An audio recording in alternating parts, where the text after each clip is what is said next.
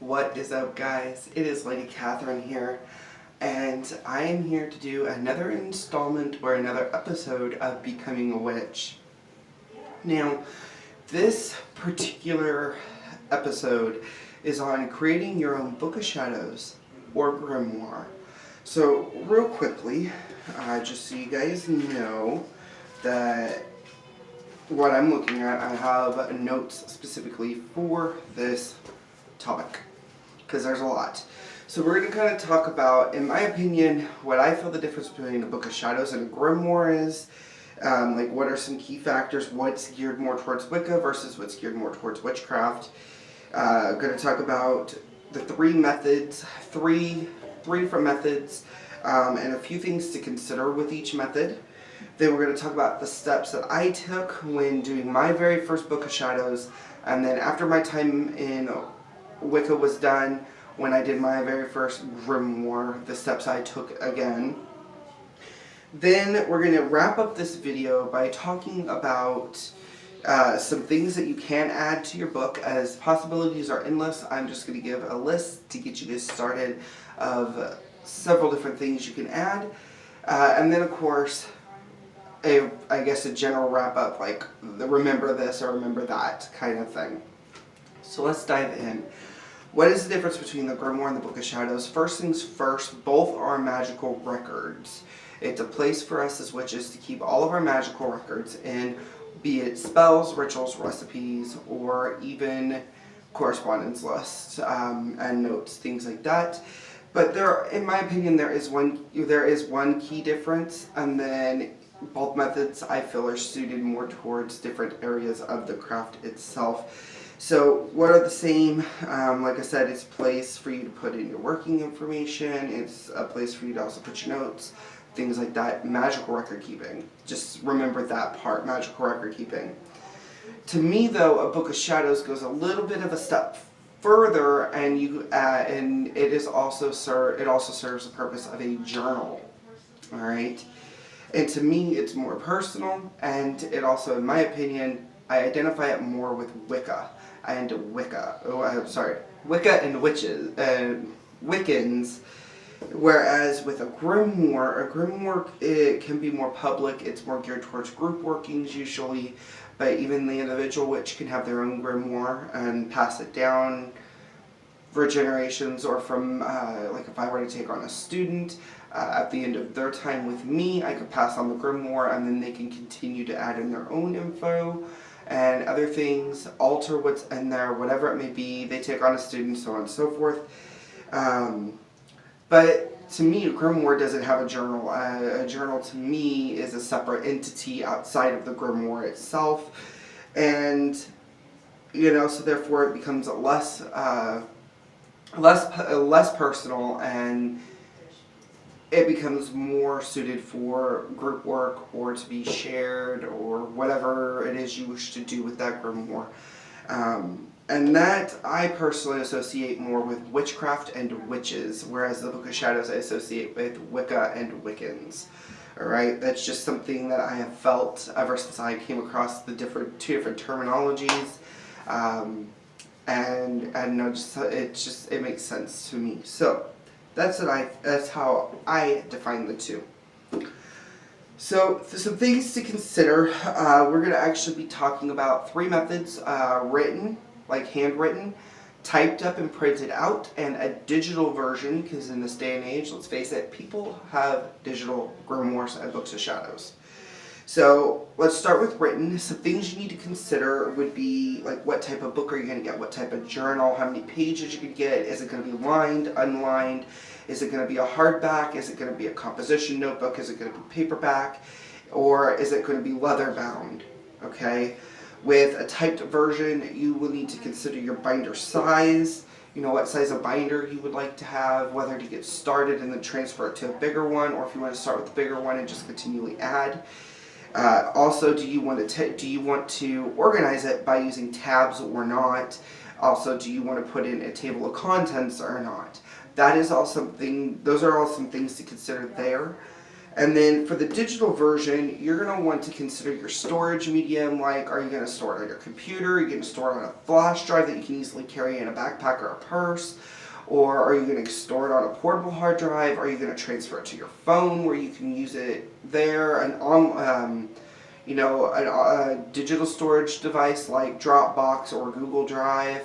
You're going to have to consider your storage medium, because the file is going to become rather large rather quickly, depending on how much you take your studies seriously and how much you actually put in their spell, ritual, divination spreads, all that stuff wise, okay? Another thing you're going to have to take into consideration of what is your viewing medium going to be on. Are you going to use a tablet to view it on during ritual? Are you going to pull out a computer? If you do you have a laptop or desktop? Would it be plausible to do so? With a laptop, it'd be a little more plausible than with a desktop computer. Another thing you can do is you can save the digital file as a PDF and upload it to Kindle.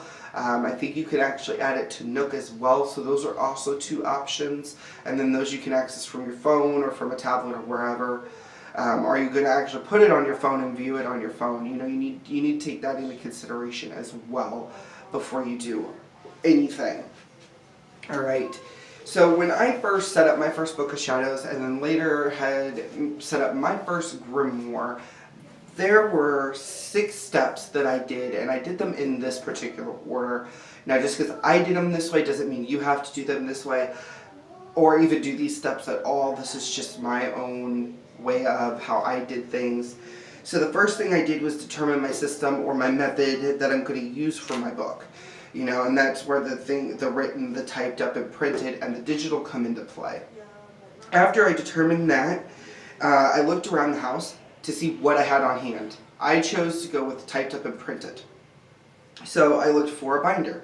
I had a printer on hand, I had paper, I had ink in that printer, okay? And then what I didn't have, I had to purchase, alright? Then the third option, which you will not be able to do with a digital book, can you give me guys just one moment, please?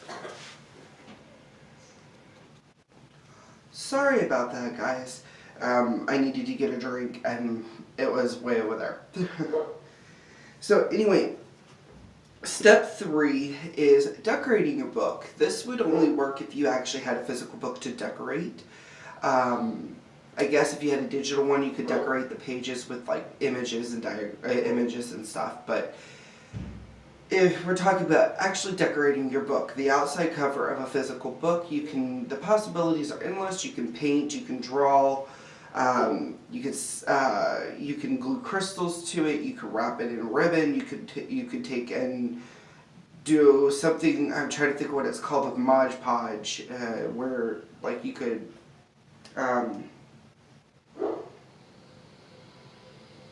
Which is where you take like paper strips, you dip them in Mod Podge and put them on the thing. I can't remember what the technique is. But the possibilities are endless. Decorate, if you will. Me, I'm a pretty simple girl. I'm a very simple witch. I try not to draw attention to my grimoire. So to me, the only thing I would do when I finished a bigger binder would be put volume 1 and like with my labeler and put it on the spine of the book and stick that on the shelf. So when I go into volume 2, then I have both volumes that I can reference from and access, alright? After the decoration portion, the thing I would always do is consecrate my book. Mainly for me, a consecration of my book would be asking the elements for their elemental blessing. Ask, Mother Nature, which to me is the name I use for the universal consciousness. Ask for, Mother Nature's blessing. I would ask for the dragon's blessing. I would ask for my ancestors' blessing as well. So that's my form of consecration in regards to a Book of Shadows or a grimoire. Alright? Then after that, I would always write and I would always say my book, I would always put my own personal book blessing in. And then with that, underneath it, I should say, I would put my own protection spell for my book. And I would always write and say it in doing, kind of like taking each individual page.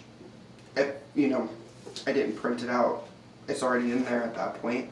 but I would do this while I would continually do this while I am reciting my book blessing and my protection spell, essentially sending my own personal energies into the individual pages of my book, alright, and into my binder. So anything that's added automatically will become blessed with my own personal blessing. It'll be endued with the blessings from a consecration, and it will also be enchanted with my protection spell, alright.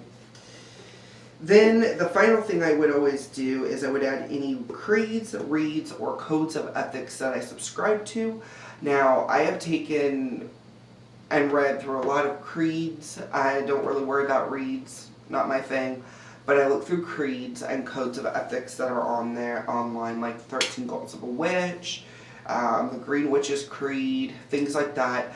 And I would read through it, and anything that really resonated with me in those, I would actually pull those and set them aside. And then I actually wrote my own code of ethics for both magic and life, as my magical life and mundane life are the same. Alright?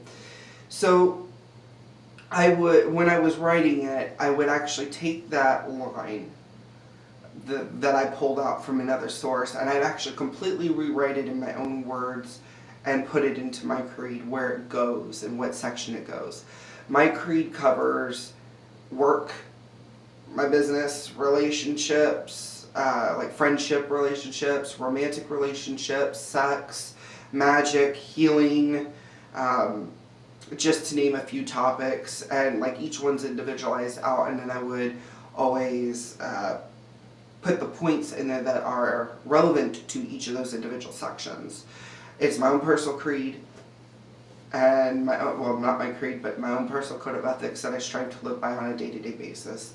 To me, it made more sense to write my own, as I've never fully been able to accept and adopt someone else's creeds or codes of ethics, alright? So that's what I did. So those are the 6 steps that I do when starting my book. Now, if I were to start a volume 2, there would be things like I wouldn't do step 6, which is adding the creeds and reads and codes of ethics, unless something has changed or been updated within my own personal code of ethics.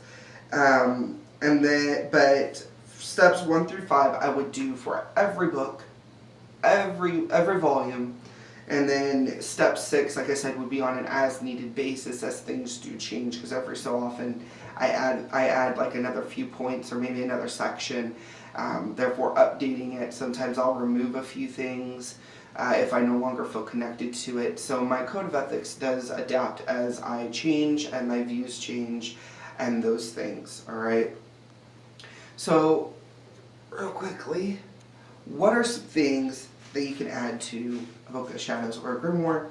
Spells, rituals, notes on everything, no matter how seemingly weird they are, recipes, diagrams, like I've done. I will actually get a blank page, hole punch it, and I will hand draw in as many diagrams as I can.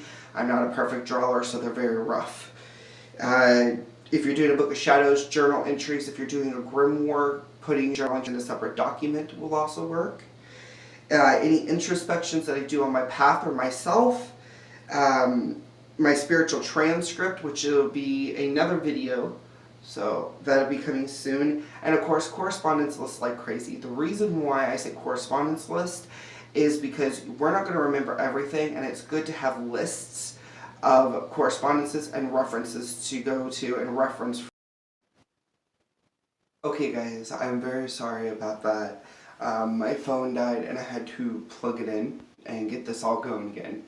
So I went back and I looked at where we left off, and essentially it's really good to have correspondence lists to reference from when writing spells or rituals, because let's be honest, we're only human, we're going to forget things, and having quick access to candle colors, and what spells are good for, herbs, what they are good for, crystals, what spells are good for, things like that is very beneficial to us as witches. So definitely correspondence list is something that I make sure that I put in there. Now, personally, I put in what I've researched plus what I've experimented with. because that's one of my favorite things about magic. Is it's not just about what you study, but what you experience and what you experiment and find what works for you. So while to me, let's say for example, amethyst, it may be a really good stone through research to aid in, let's say, spells to help with deeper sleep, things like that. I may find it through my experimentation to be good for, a random example, love magic. So therefore for me, it's beneficial for love magic, so I may utilize it in love magic, but you, as a separate practitioner, may not. So those are just a few things on this list to get you started. Kind of talked about what I felt was the difference between a Book of Shadows and a Grimoire. Talked about 3 different methods and some things to consider with those methods. Talked about my steps, my process when starting that first Book of Shadows or Grimoire. So really, there's no hard and fast rules as to what to do. This is completely an individual process. And what I do, you may not want to do, and that's okay. But the point of this video was to share how I do things in order to give you guys at least a springboard into figuring out what will work for you in getting your Book of Shadows or Grimoire started, whichever you so choose. Alright? Just remember, this is your Book of Shadows. Your Book of Shadows or Grimoire. Nobody can tell you what you can and cannot do with it. It is completely up to you and as to what direction to take the book. Just remember, take notes over everything, and I'd stick them in there, as well as those correspondence lists and all your spells, rituals, things like that. Now, one other thing I'd like to mention here is there are some witches who have a separate book for everything. Like, I have a friend who has a book specifically for spells and rituals, a book, spells, rituals, recipes, divination spreads, that kind of thing. Then she has a book specifically for her witchcraft knowledge, a book specifically for her herbal knowledge, a book specifically for crystal knowledge. And that's okay. If you want to do that, go for it. By all means, nobody's going to tell you not to. Again, this is your individual path. You have to do as you go, as you see fit. And also as to what feels right to you. Alright? But a simpler version is to have one book, which I think is what most of us witches have.